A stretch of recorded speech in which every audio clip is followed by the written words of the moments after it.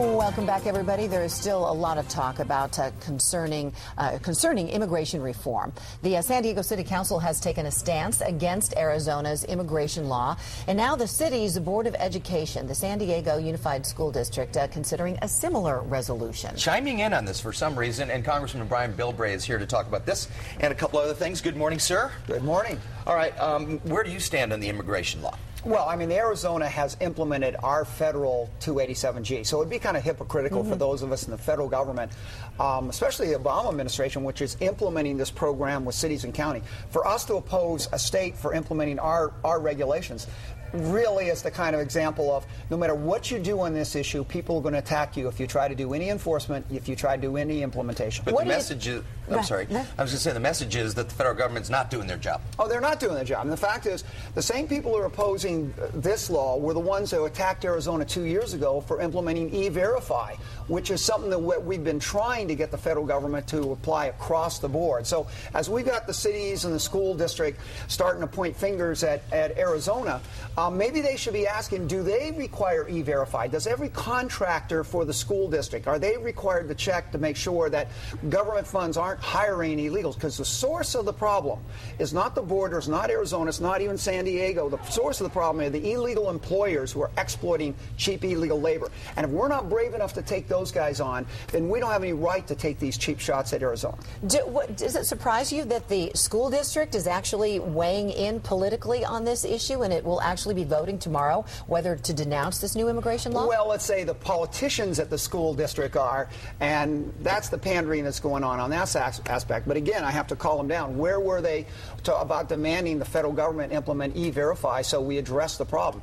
They're quick to attack somebody who's trying to do something about it, and then they complain, well, why aren't people doing more? Well, excuse me, school board member, but maybe it's because people like you attack all the time. Do they support Escondido with the fact that they've got their traffic stops that they put everybody through, treat everybody equally, and they still oppose those because if they're effective or even trying to do something about the problem, then people get attacked about it. And I think that we've just got to say, okay, let's use this as an example of why isn't Washington doing more and why isn't the school district checking and using E-Verify on everything. Maybe they should lead the example rather than taking cheap shots. And I'll boycott Arizona just before summer starts. When San Diego jobs are down, we need the tourism. Do you really want to tell the Arizona people don't come here this summer? I think that's absolutely crazy.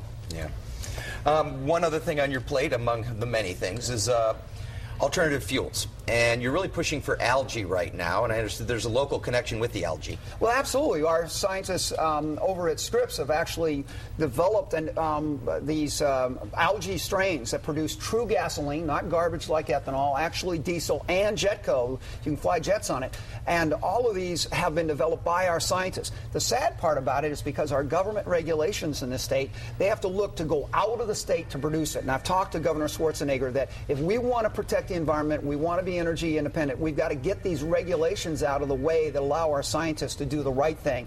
And so the algae really is a true green fuel. It's nothing like that snake oil they call ethanol coming out of the Midwest. And there's not a big shortage of algae, is there? No. In fact, algae can grow in salt water, fresh water, across the board, and it doesn't take food out of people's plates. It actually provides that. And hopefully someday you and I will see the algae being grown in our sewer treatment plants, so where we not only get clean water, we get oxygen, but we also get gasoline out of every municipal system. And maybe that's our way, because it won't take a whole new set of government regulations and permits if we include it in our sewage treatment system. Using nature.